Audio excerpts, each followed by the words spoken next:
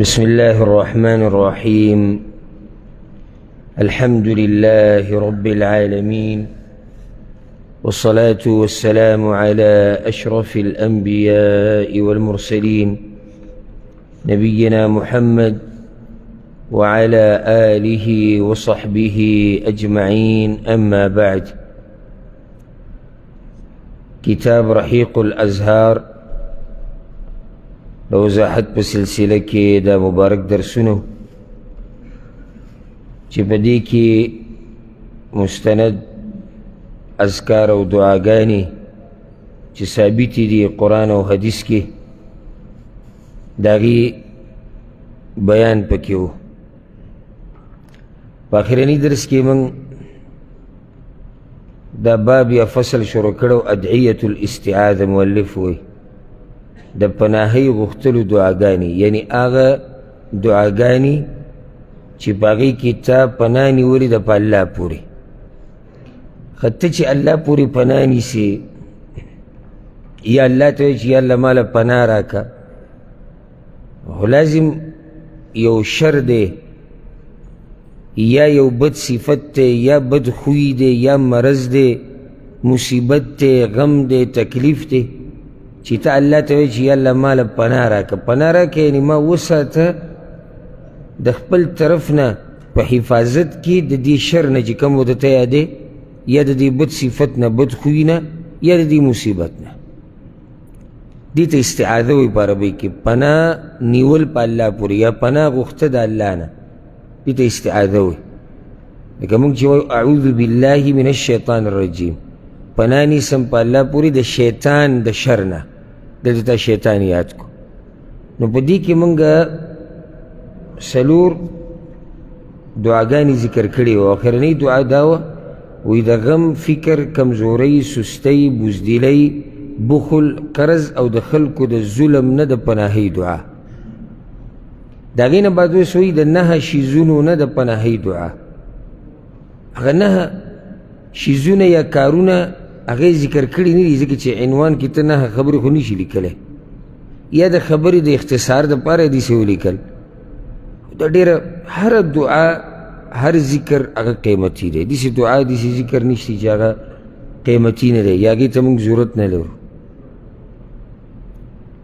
خو دا دعاګانې دا چې دې باب کې راوړي دي، الاستعاذة، ادعیة الاستعاذة، که دا دعاګانې یو مسلمان یادې کړي که نه، او د ورځې په څه برخه کې د دې نه بعض دعاګانې غواړي، په بله برخه کې بعض او بله برخه کې بعض، نو الله رب العزت به د هر قسمه شر نه وساتي.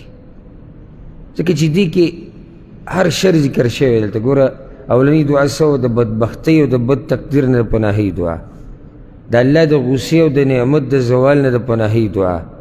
بیا وایي نبي کریم صلی الله علیه وسلم به څلورو شیزونو نه پناه غوښتلې ده. یو هغه علم چې فایده نه ورکوي، هغه زړه چې په هغې کې یره نه وي، هغه نفس چې مړیږي نه، هغه دعا چې هغه اورېده کېږي نه. او بیا د هغې نه بعد د څلورمه کومه چې اوس موږ ذکر کړ. اوس وایي 9 شیزونه. حدیث د ابوالیسر رضی الله عنه د امام ابو داود، امام نسائی راوړی دی، ان رسول الله صلی الله علیه وسلم کان یدعو یقول، رسول صلی الله علیه وسلم به دعاګانې د الله نه غوښتي، دا به یې وي. بار بار به په منځ کې موږ د توحید دا مسله چیړو، ځکه چې دا بنیاد دی. هر ځای کې دا راځي چې رسول صلی الله علیه وسلم به دعاګانې د الله نه غوښتي. نو چې اوس مخلوق راولګي د پیغمبر نه دعاګانې غواړي، د ظلم او زیاتۍ وکړو، ځکه چې هغه پیغمبر، هغه نبي چې دې کې شک نشته چې دا ډېر اوچت مقام دی په مخلوقاتو کې، او الله ته محبوب ترین انسان دی. خو دا ظلم دی چې موږ دغه مخلوق راوچتو د خالق مرتبې ته یې رسو. نو پیغمبر په خپل الله ته محتاج دی. نو چې الله ته محتاج دی، ته به هغه څه صرف د الله نه غواړې، کوم څه چې خاص دي په الله پورې، پیغمبر نه نشي غوښتی. او که د پیغمبر صلی الله علیه وسلم په لاس کې دغه څه وی، دا کوم څه چې الله پورې خاص دي، به د الله نه ولې غواړي؟ په خپله به یې دا کار کولی که نو هغه محتاج دی الله ته. او دا ګستاخي نه ده د پیغمبر. د پیغمبر ګستاخي اصل کې دا ده چې هغه موږ ته توحید ښولی او ته پې عمل نه کړي. یعنی پیغمبر موږ ته ویلي چې د الله یو مقام دی، د الله توحید به منې، د الله سره به شریک نه جوړ. ته د الله سره شریک جوړې بیا وایې زه د پیغمبر قدر کوم، ته بې ادبي کې، ته ګستاخي کې بیا وایه. نو رسول صلی الله علیه وسلم به دعا غوښته، دا به پکې وي اللهم انی اعوذ بک من الهرم، یا الله زه پناهي غواړم په تا سره د ذلت د عمر نه، د هغه بوډاوالي نه. حرم خو بوډاوالي ته وایي، هر بوډاوالی خو نقصان دی نه دی، خو دې ته حدیثونو کې او قرآن کې ارذل العمر ویلی شوی دی، هغه عمر چې انسان پکې ذلیله شي. نو یا الله د دغه عمر نه مې ساته. او دې ته یعنې د عقل خاوند نشي خوشحالی دی چې ده ته دومره اوږد عمر میلاو شي چې دی پکې بېعزته شي، او دی په بچو باندې او په روڼو خویندو په دوی باندې بوج شي. او کله یو ځای کې خلک را جمع کېږي مرګ وله ښه دی، او کله بل ځای کې را جمع کېږي مرګ وله پړده دی. عقل یې کمزوری شي، عقل یې کار نه کوي، کله ګډې وډې وایي، کله څه کله څه. د هغې نه مرګ ښه دی چې سړی به پړده کې شي، حیا او عزت کې پاتې شي. او دا انسانان نه دي، انسانان دا د دوی طبیعت دی. ډېر شاذ و نادر به میلاویږي چې هغه به دې نه بهر وي. په دوی باندې سړی ډېر زر بوج کېږي، اگر که هغه مور پلار وي. مور پلار دغه یعنې د دې نه قدرمنه هستي بله کمه وه. ابه دې بچو باندې یو وخت داسې راشي چې بوج شي پې، او ډېر لږ بچي دي سي. دا زه یعنې ښه صفا خبره کوم، دا نه چې یاره زه خیر دی ته داسې وایي چې ډېر داسې دي، نه حقیقت ته ما ورته یینو، موږ ټول یینو. ډېر لږ بچي داسې دي چې هغه مور پلار یې داسې عمر ته ورسي چې هغه کټ کې پراته وي، د خوځېدو نه، او په دوی بوج نه وي. ډېر لږ بچي داسې چې په هغوی دا مور پلار بوج نه وي. او که مخامخ څه نه شي ویلی، خو زړه کې یو ځای کې دا یي چې مرګ وله ښه دی. نو دغه عمر ته سړی ورسي چې په بچو بوج شي، په ښځه سړی بوج شي. ځکه د دې انسانانو دپاره خپل آخرت مه تباه کوئ. زه بار بار ملګرو ته دا نصیحت کوم، مخکې مې کړی، بیا هم کوم، بیا هم کوم. او د دې نصیحت احساس به تاسو ته په قبر کې وشي چې کله موږ باندې مرګ راشي، چېرې موږ نه یا کوتاهي شوې ده یا خو موږ ډېر ښه کار کړی دی. د دې انسانانو دپاره به خپل آخرت نه تباه کړي.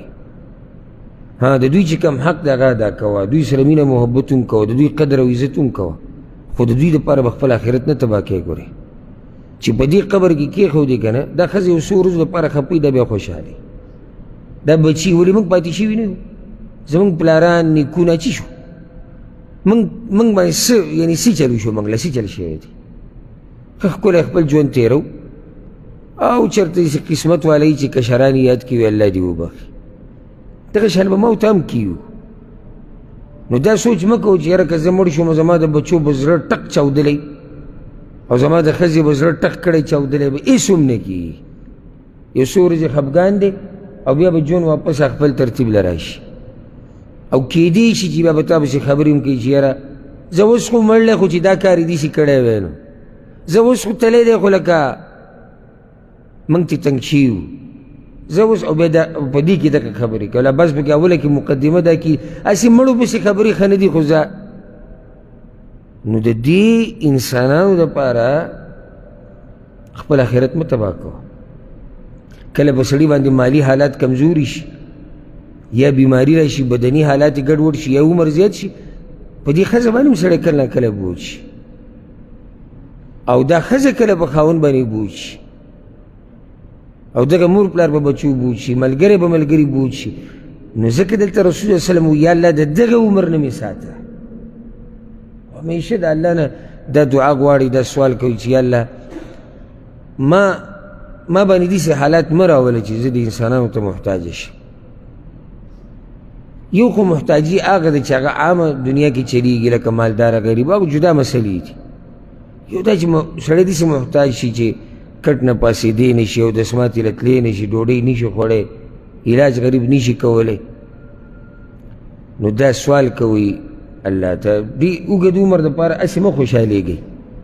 اوږد عمر هغه مزه کوي چې سړی پکې دیندار وي، او هغه هم د هغه وخته پورې چې ذلت پرې رانه شي. بس نو دا یو شی شو. زه به نن ګوره اخر کې تپوس کوم چې دا 9 شیزونه څه څه دي. دویم والتردي او د اوچت ځای نه د لاندې راغورځېدلو نه، یعنې یا الله دې نه مې وساته چې زه د دنګ ځای نه راولېږم او مړه شم یا نقصان راته ورسي. او ډېر داسې شوي دي مړه شوي دي یا د ملا هډوکی مات شوی دی، ټول ژوند یې دغه شی سر یې لګېدلی دی، دماغ یې کار پرېښودی دی. والهدم او د یو شیز د لاندې د راتلو نه. څنګه یو شیز د لاندې راتلو نه؟ دیوال راولېدو، کاڼې راولېدو، ګټ راغی د غر نه، ګاډی پرې راواوړېدو، دا ټولې خبرې به کې دننه راځي. څومره ښایسته دعا ده، یعنی هر قسم مصیبت نه ته الله ته دا وایي چې الله ماته وساته. والغم او یا الله پناهي نیسم په تا پورې د غم نه، هر قسمه غم نه. غم د انسان دا ژوند چې دی دا لنډ تنګ کړي. خو داسې ګورې څه طریقه نشته ګورې که څوک په دې لټون کړي چې زه داسې غم داسې ژوند غواړم چې هغه بلکل د غم نه خالي نه.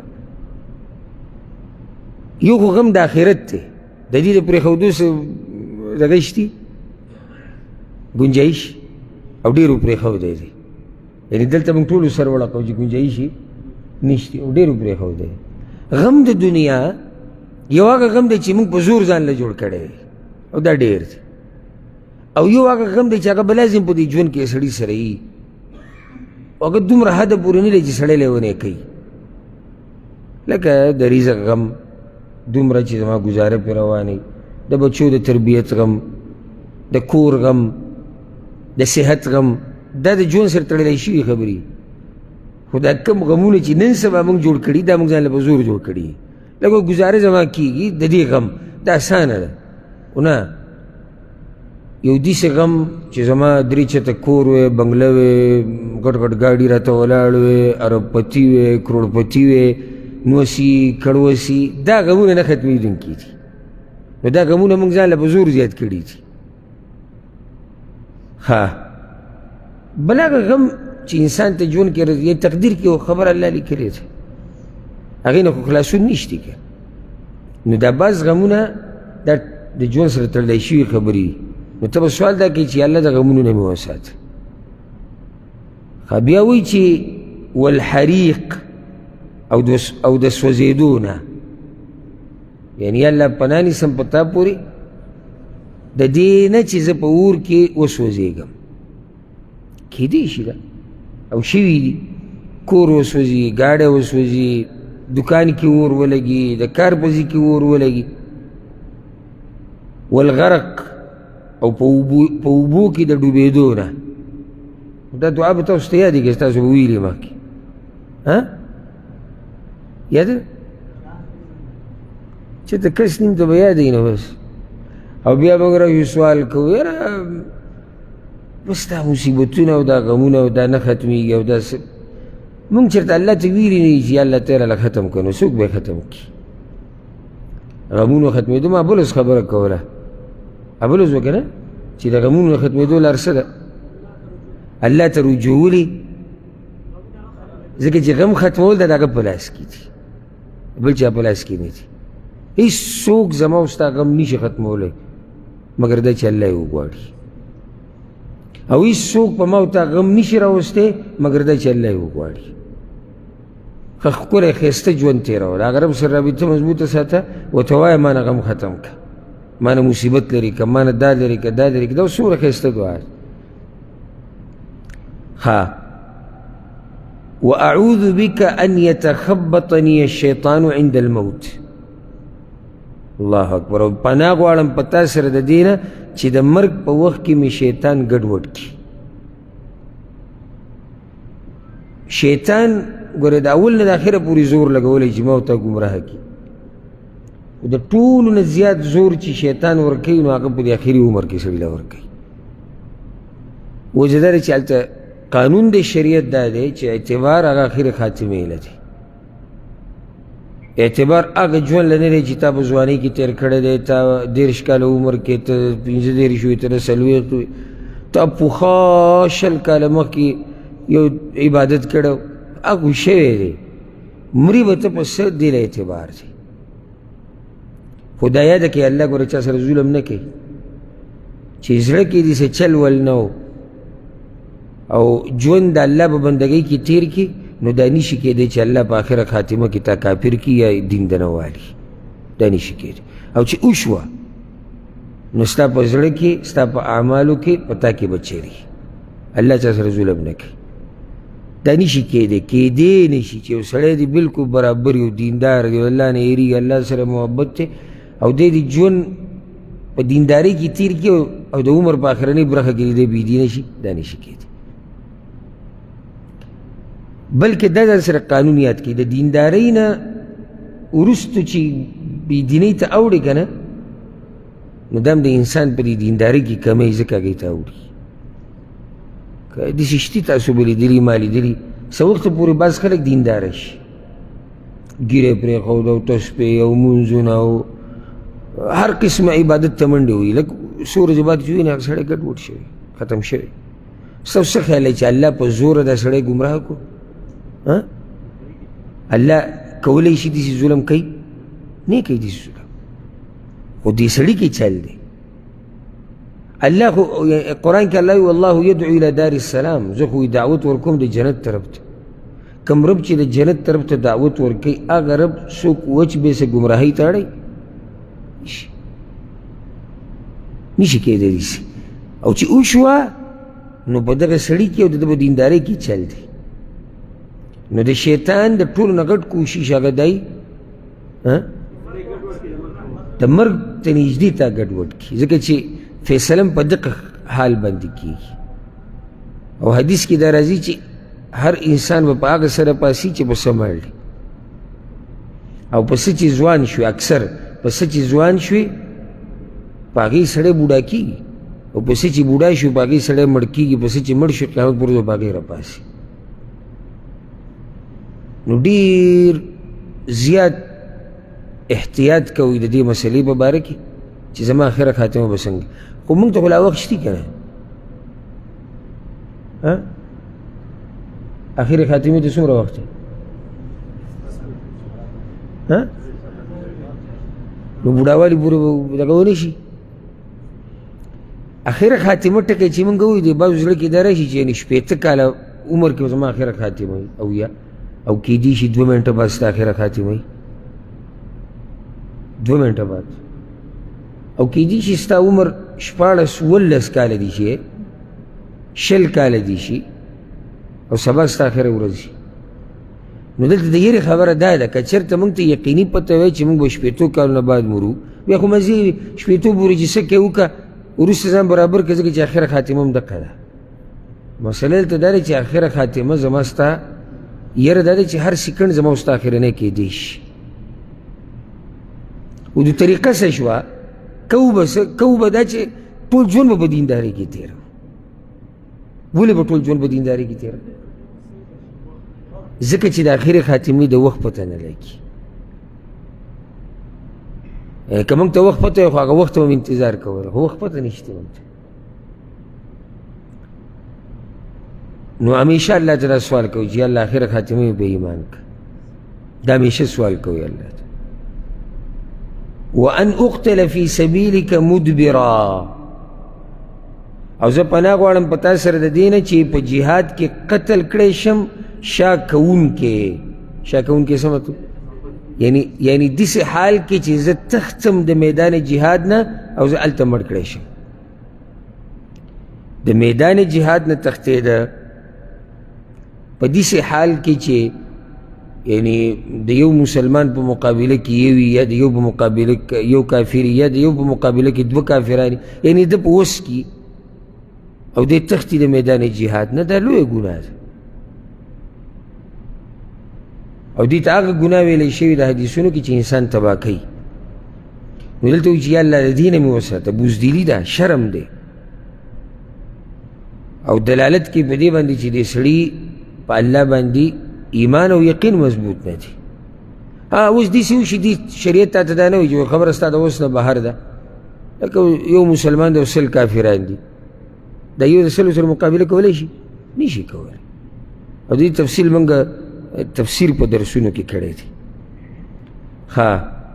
واعوذ بک ان اموت لدیغا، او پناه غواړم په تا سره د زهریله زناور د چیچلو نه، یا او پناه غواړم په تا سره د زهریله زناور د چیچلو د لاسه د مرګ نه، د مرګ نه، ځکه چې ان اموت یې ویلی چې زه مړ شم د څه نه؟ د زهریله زناور د ټک یا د چیچلو د لاسه. نو دا څو شیزونه شو؟ زما یو ځوان پکار دی یا نه راته ووایي. هغه عمر چې سړی پکې ذلیله شي،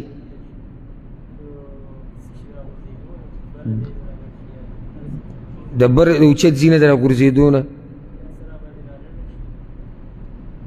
یا یو شیز پرې راولېږي د غم نه، د سوځېدو نه، اوبو کې د ډوبېدو نه، آخري وخت کې چې شیطان ګډوډ کړي د هغې نه، په جهاد کې د تښتېدو په حالات کې د مرګ نه،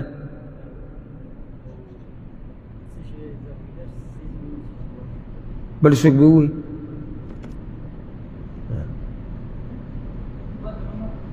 بد عمر، یو شیز پرې راولېده یا د سزي نه راولېده، غم، سوځېدل، اوبو کې ډوبېده، مرګ په وخت کې چې شیطان ګډوډ کړي، جهاد کې تېښتې په حالات کې مرګ، زهریله زناورې چې وچي چې د لاسه مړ شي، یو دنه پکې بیا هم پاتې دی که څه رارغړېدل چې سزي نه راولېږي. د دوه دي، د سزي نه په خپله دا سړی راورغړي یا څه شی پرې راورغړي.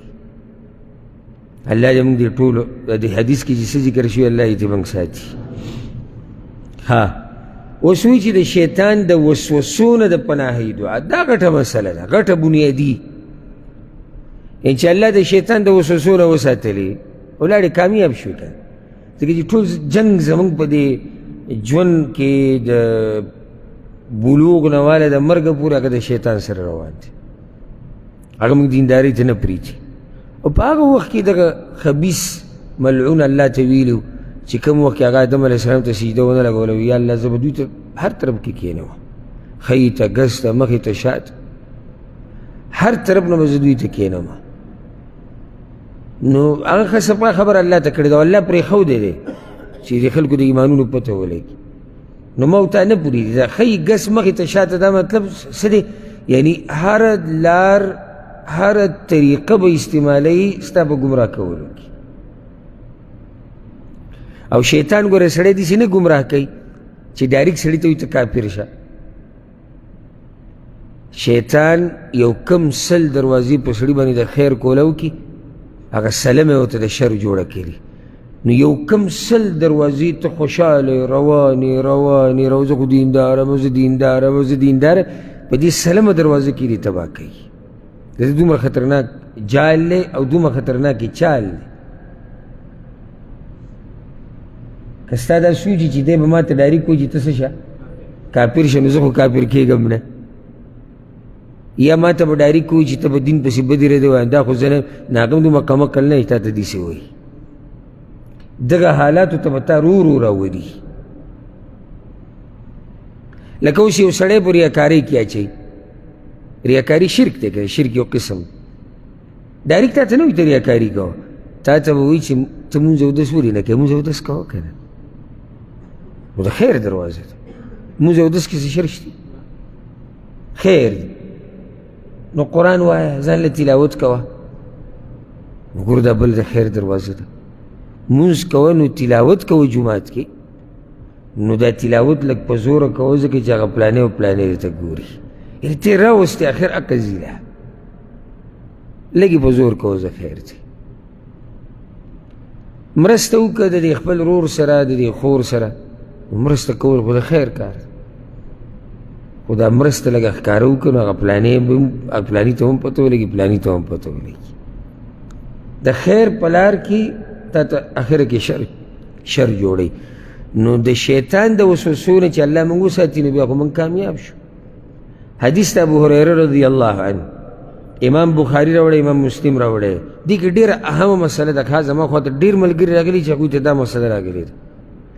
رسول صلی الله علیه وسلم یأتی شیطان احدکم، شیطان به په تاسو کې یو تن ته راشي، فیقول، نو دی به ورته وایي شیطان، که شیطان چاته خبره کوي وسوسه به ورته ورچي، من خلق کذا، من خلق کذا، دا پلانې شی چا پیدا کړی دی، دا پلانې چا پیدا کړی دی، دا پلانې، دا به ورته شماري دي. اخر کې به ورته وایي حتی یقول من خلق ربک، نو دا الله چا پیدا کړی دی. ور د کوم ځای نه ته راته وکړي ملک صاحب مخکې وکړه ته ډایرکټ دغه کې نه راچي. اسمان چا پیدا کړی؟ اسمان خو الله پیدا کړی. ځمکه دا خو الله پیدا کړی. انسانان الله پیدا کړی. نو دا الله چا پیدا کړی دی؟ دې ځای نه به ته راګیر کړي. فاذا بلغه، نو چې کله دې ځای ته ورسېدې،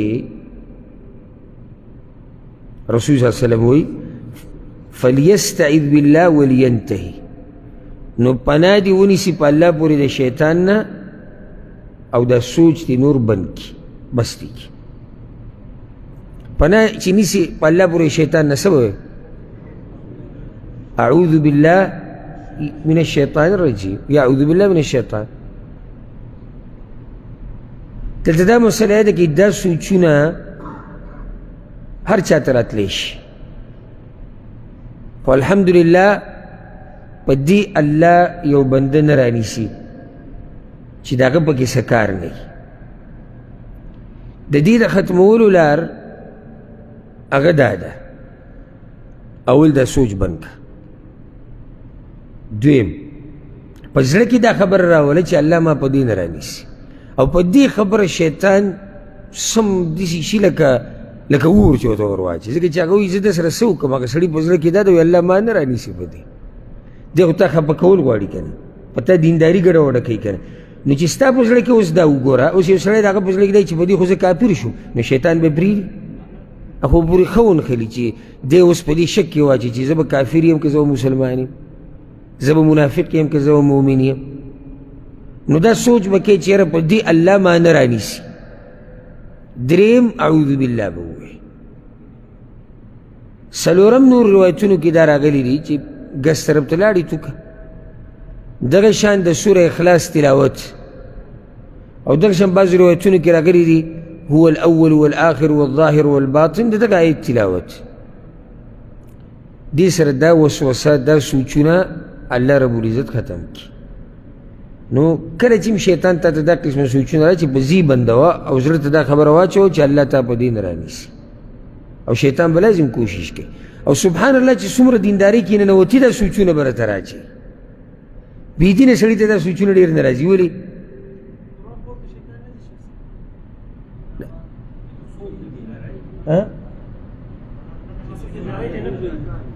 یعنې بېدینه خو هسې بېدینه د الله نه لرې دی، الله طرف ته توجه نشته. د دیندار خو الله ته توجه ده، د الله توحید ته، عظمت ته، قدرت ته، ځکه اوس ده ته د الله په باره کې شکونه راځي.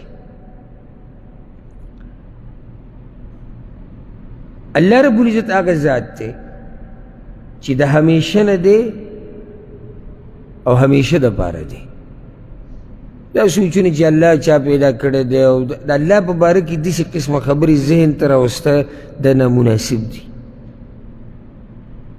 او مخکې څه ووه څه نه وه، رسول صلی الله علیه وسلم د دې لنډ جواب ورکړی. ګوره حدیث کې عمران بن حسین روایت دی رضی الله عنه، و یو وفد راغلی په صحیح بخاري کې شته، یو وفد راغلی او د رسول صلی الله علیه وسلم خواله هغوی تپوس وکړو چې یا رسول الله د دې مخلوق څه قصه ده دوی د پیدایش؟ نو رسول صلی الله علیه وسلم د سر نه خبر راواغسته، د سر نه بالکل. وی کان الله، و الله او څه شی نه و، یعنې هېڅ شی نه و او و الله. بس دا جواب دی، و الله او هېڅ نه و. د هغې نه بعد بیا یعنې مخې ته د مخلوق دا کیسه شروع شوې. او سبحان الله عمران بن حسین هم دقه ځای پورې خبره اورېدلې ده، و الله څه شی نه و. او بیا عرش و د الله په اوبو باندې، او قرآن کې هم دا خبره ده، عرش او د عرش مخلوق دی، دا وروسته دي. و په دې کې چې اواز وکړي چې ستا هغه اوښ وتښتېدو، اوښ یې بار تړلی وایي زه چې په اوښ پسې لاړم او چې اوښ مې راوستو رسول الله صلی الله علیه وسلم خبره ختمه کړې نو یې ارمان چې په اوښ پسې نه وی تللی. او علما دا قصه اکثر په دغه ځای کې هم بیانوي چې دنیا انسان له څنګه نقصان ورکوي، یعنې صرف دلته د اوښ د خپل زینت له دله څومره لوی نقصان ورکو. نو دا پکې فایده منځ کې راله چې د دنیا دپاره به کوشش حتی لوسه دا کوي چې دینداري دنه پاتې نه شي. دینداري دپاره که دنیا پاتې شي دا نقصان دومره نه کوي. لنډه دا شوه د شیطان هره وسوسه، د حدیث کې خو صرف یو قسم وسوسه ده کنه، شیطان چې تا ته کومه وسوسه هم در اچوي د الله مبارکې پیغمبر د ګناهونو مبارکې هر څه بارکې چې اعوذ بالله وایي، اعوذ بالله چې وی نو الله به تا دغه وسوسې نه ساتي. اومه دعا وی د برګي مرض، لیونتوب او نورو بیماریانو نه د پناهۍ دعا. انس بن مالک رضی الله عنه روایت ته امام ابو داود راوړی، امام احمد راوړی، وی رسول صلی الله علیه وسلم به دا دعا غوښته اللهم انی اعوذ بک من البرص، یا الله زه پناهي غواړم په تا سره د برګي مرض نه، والجنون او د لیونتوب نه، والجذام او د جذام کوړ بیمارۍ نه، ومن سیء الاسقام او د داسې نورو بدو بیمارو نه. ټولې بیماریانې پکې راغلي. دلته ګوره دا مسله یاده کوي په ژوند کې دا خبره لازم ده چې کله به روغ کله به بیمار وي. او داسې نشي کېدی چې زه به ټول عمر روغ یم، که یو سړی دا وایي نو دی په غلطه دی. خو بعض بیماریانې هغه دي چې هغه انسان د ژوند مفلوج کړي ویې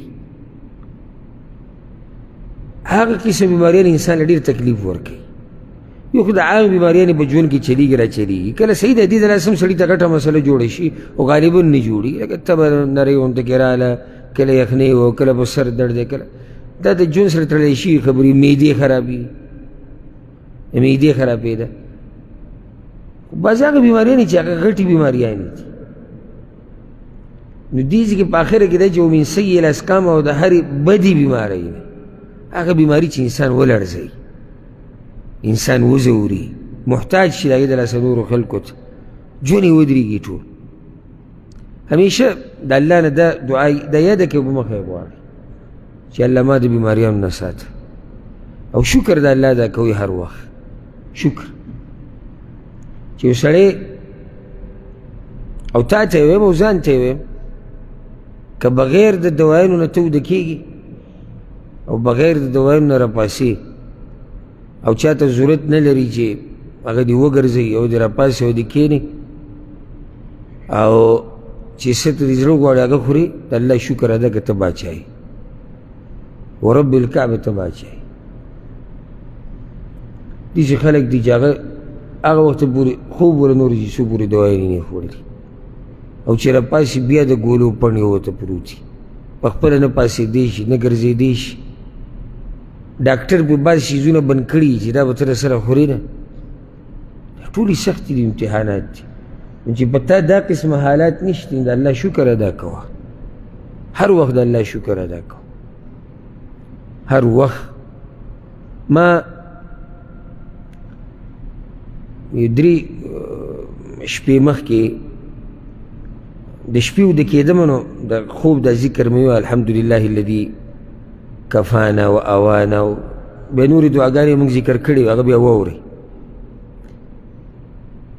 هسې دا ذکر چې موږ سړی کټ کې پرېږدي څه نه څه سوچ خو کوي که نه، نو دې دعا ته مې سوچ لاړې چې لکه دې ټایم کې ولې دا شریعت موږ ته داسې ذکر ښوولی چې په هغې کې شکر د الله ادا کول دي چې الله شکر دی، شکر دی د هغه رب چې موږ له خوراک راکړو، موږ له اسقاق راکړو، موږ له ځای راکړو. په دعاګانو کې داسې شتي د دې لپاره به لازم هغه دعاګانې او اذکار واورو. کېدای شي ښه امید به ساتم تاسو ته به یاد وي د شپې به یې وایم.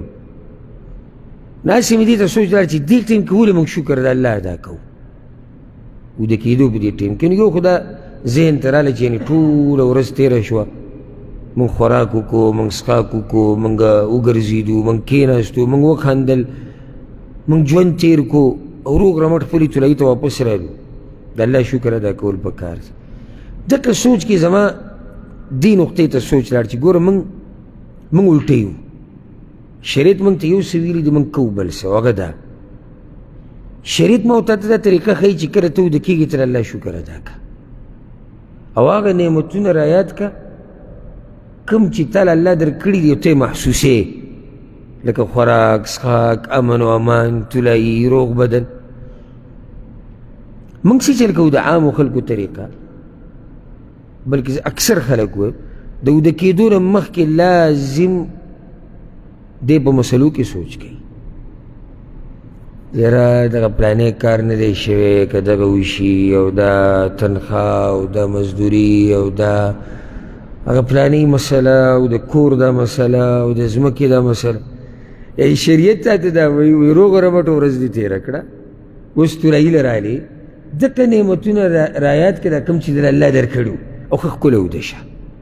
نه، موږ هغه سره یادو چې موږ سره نشتي، د شکر په ځای موږ خپل غم ډېرو، ګنټه دوه ګنټې به په دې طلایي کې موږ اوړو راوړو چې دغه پلانې کار او هغه پیسې او هغه قرضې او هغه کور او هغه ځمکه او هغه دا او هغه دا او هغه غم ډېر شو، د الله شکر پاتې شو، خوب یې ونه شو، طبیعت هم ګډوډ شو او دا سوچونه تعالی هېڅ فایده نه درکوي. زه دا نه یم چې سوچ مه کوه، سوچ سړی کوي خو څه وخته پورې وکړي، محدود سوچ وکړي، کله ناکله وکړي، خو د شپې دا ځای د الله د شکر د ادا کولو دی. دا فایده به تاسو اول پرې راوړئ انشاءالله. د شپې کټ کې چې پرېوتې دا ځای د څه دی، نو په څه شکر ادا کړي د الله؟ څومره نعمتونه ته استعمال کړو. یعنې موږ لا اوسه پورې طلایي له نه یو وتلي، اوس پته یې چې که دلته درس کې څوک ودی او د دې ځای له طلایي جوړه کړي هغه جدا مسله ده، خو موږ لا طلایي له د اوسه پورې نه یو وتلي. ته سوچ وکړه سهار چې موته راپاڅېدلي یو مانځله او د دې ټیمه پورې موږ د الله په څومره نعمتونو کې ډوبو، او اوس هم د الله په نعمتونو کې او بیا به هم یو. نو چې طلایي له ورشي دغه الله د دې حقدار نه دی چې ته شکر ادا کړي، نه. بعض وایي نه، دغه نعمتونه ته هېر دي کوم چې دي، دی به اوس سوچ کوي او اوړي به راوړي او په دې کې ورته بیا اواز وشي لکه پاسه سهار دی، څه فایده دې وکړې؟ نو خپل ژوند مه ګډوډ کوئ او هر وخت د الله شکر ادا کوئ. روغ بدن، دومره رزق چې ګزاره پې کېږي، د حیا او د عزت ژوند، دینداري، دا نعمتونه دي، داسې نعمتونه دي چې د دې موږ شکر چېرته پوره نه شو ادا کولی. او نور دا پیسې کمېده ډېرېده، دا ما ته پته ده، زه دا محسوسوم دلته زموږ دا مسافرونه چې دي په دوی حالات دې ورځو کې سخت دي، د اکثرو کارونه نشتي. یعنې داسې کسان پکې ما ولیدو، قصې مې واوري چې دماغي حالات یې ګډوډ شو. یو څو پکې مخکې ورځو کې دوه درې قصې راغلي چې ځان یې پانسي کړی دی، په ملک کې هم حالات ګډوډ دي، غربت عام دی. ما ته د هر څه پته شتي، خو د دې هر څه سره دا مقابله ما ورته په دې نه شو کولی چې موږ به د دې په باره کې سم سوچونه شروع کړو، ځان به لیونی کړو. دې حالاتو سره مقابله هغه هله کېږي چې کله ته د الله نه طاقت وغواړې. ښه دا یو جمله فایده کې فایده راله، دا یو جمله ګوره غلطه دی ویل، وایي زه د حالاتو سره مقابله کوم. دا جمله ډېره ویلې کېږي او یاره یو پلانې ډېر تکړه سړی دی، ولې حالاتو سره مقابله وکړه. زه راته د هغه رب په نوم قسم خورم کوم رب چې موږ پیدا کړي وو چې دغه رب زموږ ملګرتیا ونه کړي، والله که د حالاتو مقابله وکړو. زه به څه یم او ته به څه یې چې ما ورته د حالاتو مقابله وکړو. کولی شو بغیر د الله طاقت نه؟ داسې چېرته مه وایه چې زه د حالاتو مقابله کوم. وایي الله به زما مرسته وکړي د حالاتو په مقابله کې. حالات راغلی که په خلکو موږ ویني، نو دا بیماران چې په هسپتال کې پراته دي او الله یې نښه کوي، د دې څوک مقابله وکړي که نه؟ ځه لاړ دي شي. دا چې غریبانان شوي دي او الله یې نه مالداره کوي، مقابله دې وکړي که نه؟ او دا چې بچا باندې مرګ راشي خپلوان یې مړه شي ملګري مړه شي دې مقابلو کې دغه خپل دې را ژوندی کړي که نه د حالاتو مقابله ګورې زما او ستا په وس کې نه ده ها ما او تا به کله د حالاتو مقابله کوو چې الله را سره مرسته وکړي چې الله را سره مرسته نه کړي که نه ما او تا د حالاتو مقابله نشو کولی رسول صلی وسلم به څه وي هغه دعا موږ ویلیم ده ولا تکلني الى نفسي طرفة عین یا الله ما زما ځان ته مه سپاره د سترګې د رب په اندازه کې ځکه چې زه هېڅ نشم کولی اوس که هسې تاسو سوچ وکئ که الله موږ ته وسپاري موږ به څه کوو ځه که الله داسې ووایي چې تاسو پوه شئ او ستاسو کارونه پوه شئ ته د کوم ځای نه رزق راوړې ته د کوم ځای نه باران راوړې ته روغ صحت ته کوم ځای نه راوړې دا خو هر څه د هغه په لاس کې دي نو دا په فایده کې فایده راله او قیمتي فایده ده دا جمله موږ ډېره اورو چې یاره زه به د حالاتو مقابله کو او یا پلانې ډېر تکړه د حالاتو ته یوازې ولاړ دی دا وایي پښتانه یک یوازې وي د حالاتو ته ولاړ دی والله که په سر کې ښکري که نه هغه حالاتو ته یوازې دي شي ودرېدي الله دې زموږ مرسته وکړي په حالاتو کې داسې وایي او الله دې موږ ته هر قسمه حالات هغه اسان کړي او الله دې پکې برکت واچي او الله دې موږ ته نه سپاري الله دې همیشه زموږ مرسته وکړي په دنیا کې او په آخرت کې اتمه دعا د بد اخلاقو اعمالو خواهشاتو نه د پناهۍ دعا ما تاسو ته ووایي که نه درس په ولګي چې تاسو صرف د دې یو فصل د دعاګانې یادې کوئ نو دې کې تا ټول یعنې هر څه دې پکې ذکر کړو څه پاتې نه شو اوس وایي بد اخلاقي بد اعمال خواهشات تبا کېږي سړی به څه هم په دې که نه یا بد عمله دی بد اخلاقه دی یا د خواهشاتو تابعدار دی نو ته الله ته وایي یا الله د بدو اخلاقو نه مې وساته د بدو اعمالو نه مې وساته د خواهشاتو د تابعدارۍ نه مې وساته پاتې څه شو هېڅ هم پاتې نه شو حدیث د زیاد ابن علاقه رضی الله عنهما د ترنه روایت کېږي امام ترمذي راوړی دی وی رسول صلی الله علیه وسلم به دا دعا غوښته اللهم انی اعوذ بک من منکرات الاخلاق والاعمال والاهوا یا الله زه پناه غواړم په تا سره د بدو اخلاقو نه د بدو اعمالو نه او د بدو خواهشاتو ځکه چې خواهشاتو کې بعض کم یو دي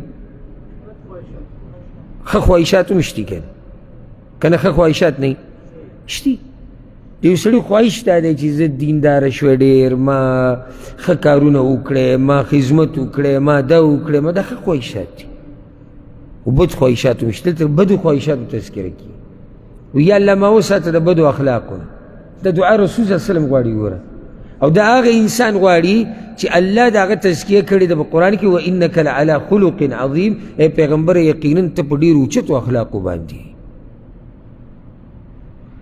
او دې بعضو ته چې کله نصیحت وکړي چې یاره د اخلاق ته لږ برابر کړو سی چل دی ولې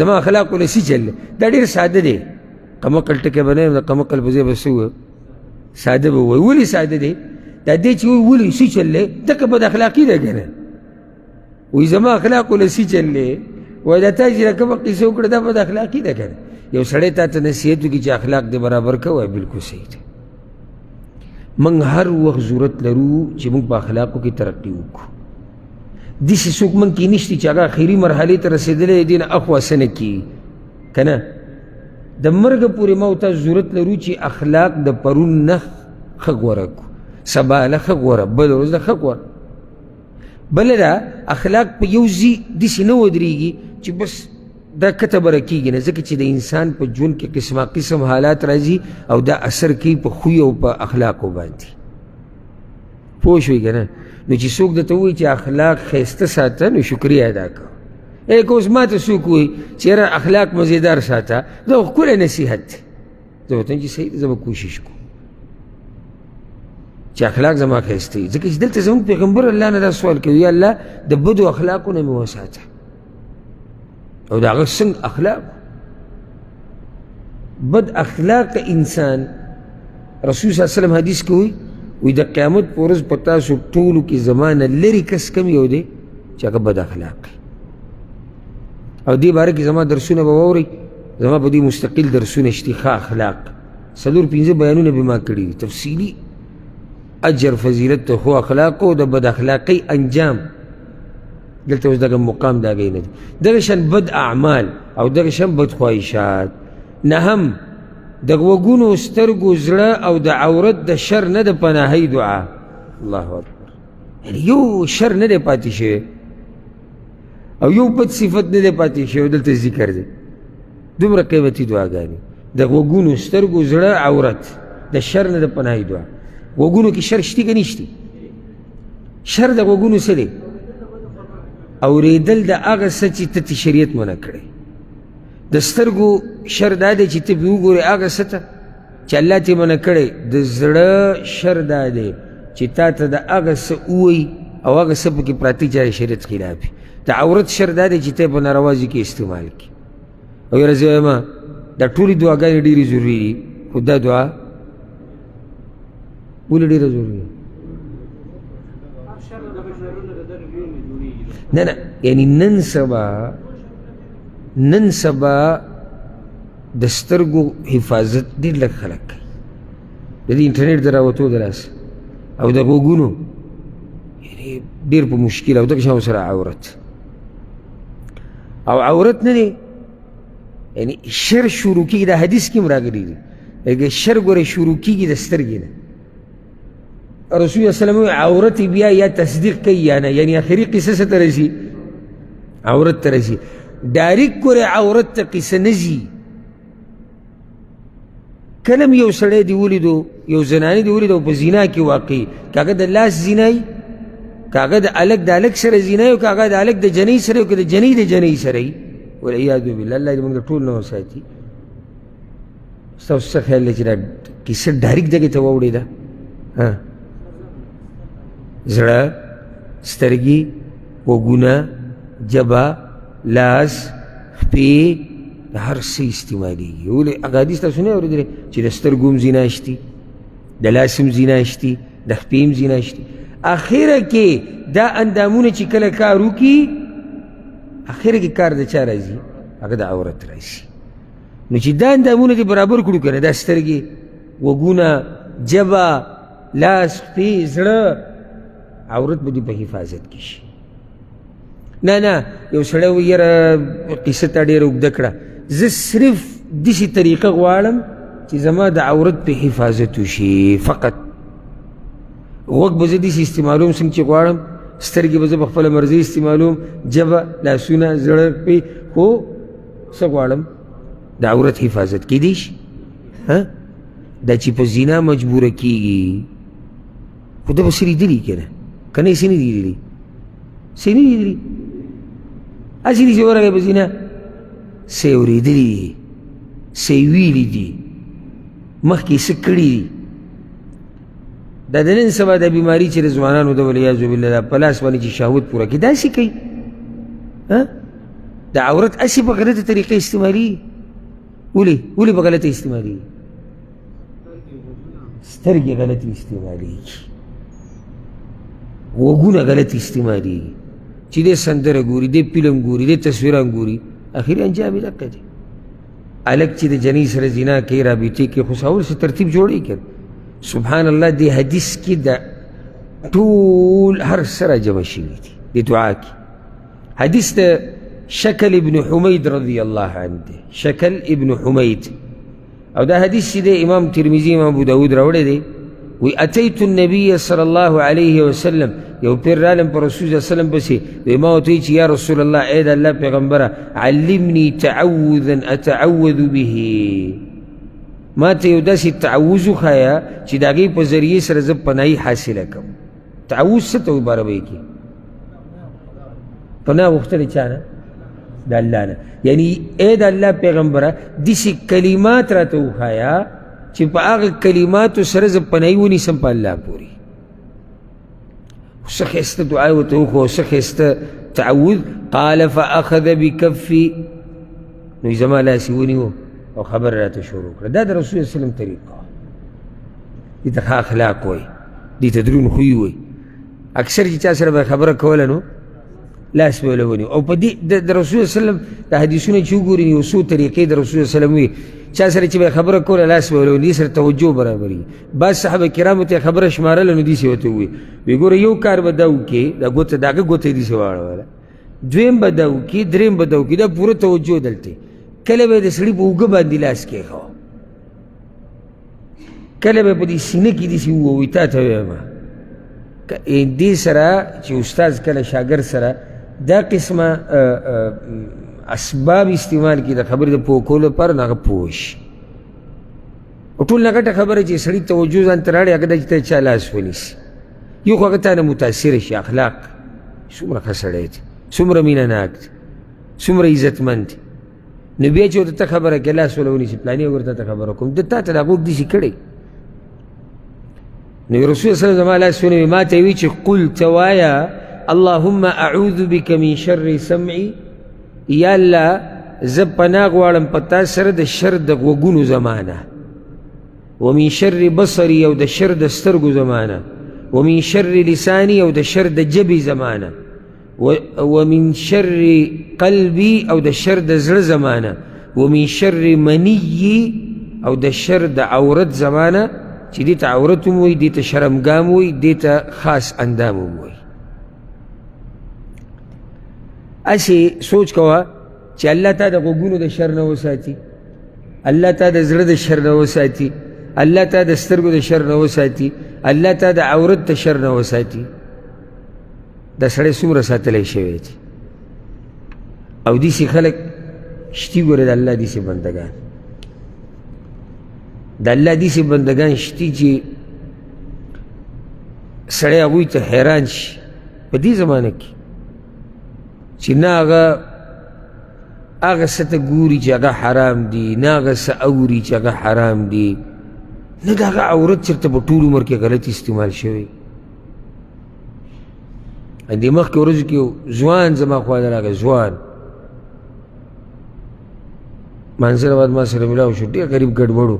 ګناه د سړي نه کېږي، د غلط کار انجام غلط شي، او الله چا سره ظلم نه کوي. او ما یې چې له هغوی ځان له خبره کوو، ودرېدو به خپله قصه یې شروع کړه. او ما هر قسمه زنا کړې ده. وړوکی هلک ښه وړوکی چې 15 څلوېښتو کې به هم لا نه و. او اوس راته د هغې د لاسه چې دی نو بیماریانې لګېدلي دي، او 4-5 بیماریانې یادې کړې. اوس زه څه وکړم؟ نو د زنا د غلطو کارونو انجام هغه غلط راوځي، د غلط انجام چېرته ښه نه راوځي، او د ښه انجام غلط نه راوځي. چې ځان وساتي یو سړی د دې غلطو کارونو نه، بدن یې روغ وي، ژوند یې مزېدار وي، د ګناهونو نه بچي. ټول نه ښه نتیجه دا ده چې د الله د غضب نه بچي، د الله د عذابونو نه بچي، بل بدن یې روغ وي، ځواني یې مزېداره وي، ټول عمر ښایسته ژوند تېر کړي. او چې په دې ګناهونو کې اخته شي، بیماریانې، کمزورتیا، د ښځې خاوند ژوند ګډوډ، دا ټولې مسلې سړي ته راشي. الله دې زموږ او زموږ د ځوانانو حفاظت وکړي، زموږ د زنانو دې الله حفاظت وکړي. او کم هلکان، جنکۍ، مشران، کشران چې په غلطو کارونو کې اخته دي، الله دې هغه ټولو ته هدایت وکړي. ښه اخرنۍ دعا به ووایو، لا ټیم خو شتي یو څو منټه. وایي د فقر او د دواړو جهانونو د ذلت نه د پناهۍ دعا. ښه کومه دعا عنوان چې ته وایې د هغه اولنۍ نه ډېره قیمتي ده، او د الله ذکر ټول قیمتي دی، هره دعا قیمتي ده. خو چې سړی عنوان وایي، سړی وایي یاره یعنې موږ چې را تېر شوي دعا د عنوان وایي، موږ وایي څه قیمت دي. اوس دلته وایي د دواړو جهانونو د ذلت نه د بچ کېدو دپاره دعا. سړی وایي دا که د هغې نه مو قیمتي ده، چې موږ ټول دا غواړو چې الله موږ په دنیا او په آخرت کې ذلیله نه کړي، که نه؟ غټ غم زموږ دې سره دی. او دقه وایو چې یا الله په موږ باندې په دنیا او په آخرت کې پرده راواچوه. دعا د ابو هريره رضی الله عنه په روایت کې دی چې امام ابو داود امام النسائي راوړی دی ان النبي صلی الله علیه وسلم کان یقول رسول صلی الله علیه وسلم به دا دعا غوښته. الحمدلله زمونږ د اذکار او دعاګانو کمال څه دی؟ رسول صلی الله علیه وسلم به وي، الله وي، صحابه کرام وي. او که دې نورو د اذکار او دغه دې ولید پرون کس کابل یو کس راته میسنجر باندې یو ویډیو راولېږله، وی دا لازم وګوره، دی ورسره لاندې لیکلي.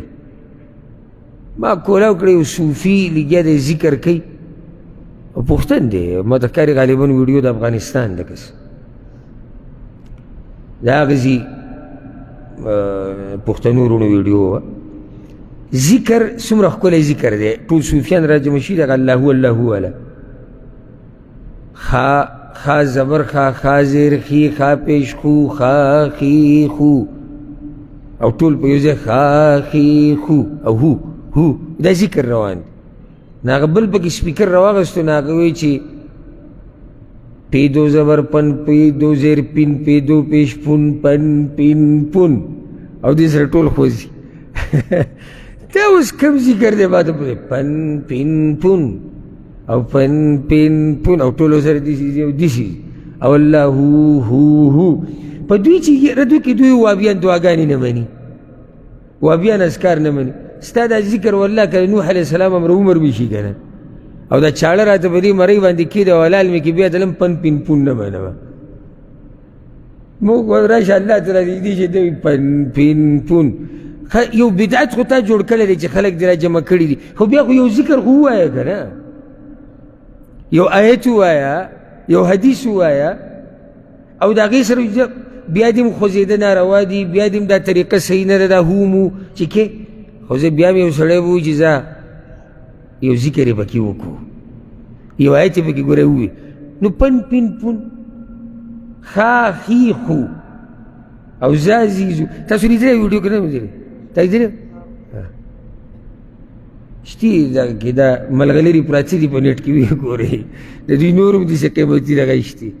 نو الحمدلله په مخه د الله شکر ادا کوئ چې الله موږ ته دا صفا سوچه منهج د قرآن او حدیث را نصیب کړی دی. وی رسول صلی الله علیه وسلم به وی اللهم انی اعوذ بک من الفقر، یا الله زه پناه غواړم په تا سره د غریبۍ نه. غریبي انسان ډېر ګډوډ کوي. غریبي دا خو واضح دی چې انسان دنیا ته نقصان رسوي، خو کله د انسان دین ته هم نقصان ورسوي. او هغه غریبي چې هغه حد نه زیاته نه شي، کله سړي د دین ته هم نقصان ورسوي. څنګه دین ته نقصان ورسوي؟ کیدای شي منځونه دې ګډوډ شي، څنګه چې دې ملګري وي چې کیدای شي داسې مرحلې ته ورسي چې په الله باندې بدګمانه شي. څنګه غلاګانې شروع کړي، بارک الله فیک، حرام نورو حرامو طریقو یعنې غریبۍ د لاسه دین هم ګډوډ شي. نو دغه غریبۍ نه د الله موږ ټول ساتي. یو خو داسې لکه ګوره داسې کیدی نه شي چې ټوله دنیا د یو شان مالداره شي، او داسې د مالداره شي لکه څنګه چې دا بچیان دي، داسې نه شي کیدی. خو دومره ژوند که سړی داسې غریب وي چې د ژوند ټول حاجتونه یې نه پوره کېږي، خو دومره محتاج نه دی چې دین یې ګډوډ کېږي، دې سره ګزاره کېږي. خو دا داسې غریبي چې په سړي راشي که نه دا چې د سړي دین هم ګډوډ کړي، نو دا ډېره لویه سختۍ. نو دلته ځکه رسول صلی وسلم غریبي یاده کړې.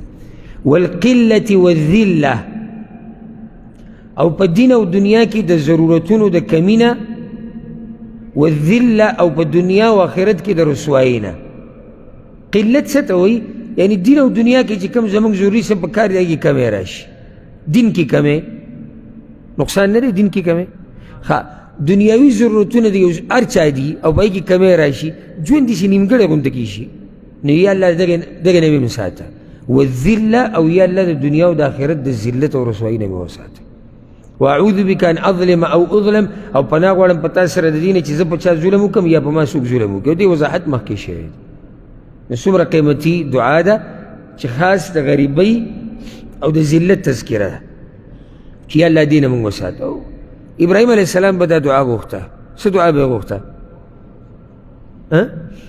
ولا تخزني يوم يبعثون يوم لا ينفع مال ولا بنون چې الله ما باغ ورځ مشر مو کله چې دا بندگان په دویم پر طرف باسي او دنیا کې موږ د سوال کو چې الله به موږ سره واچو پردې راواچو نو الله دې په موږ باندې دنیا او آخرت کې پردې راواچي الله دې زموږ په خويندو میاندو لونو باندې پردې راواچي او زموږ په ځوانانو زموږ په بوډاګانو زموږ په علماو زموږ په جاهلانو دې الله پردې راواچي او الله دې موږ د فقر د غریبۍ نه د بیماریانو نه د هر قسمه شر نه دې الله موږ وساتي په دې به اکتفا وکړو انشاءالله روان درس کې بعد د 11 عنوان شروع کو.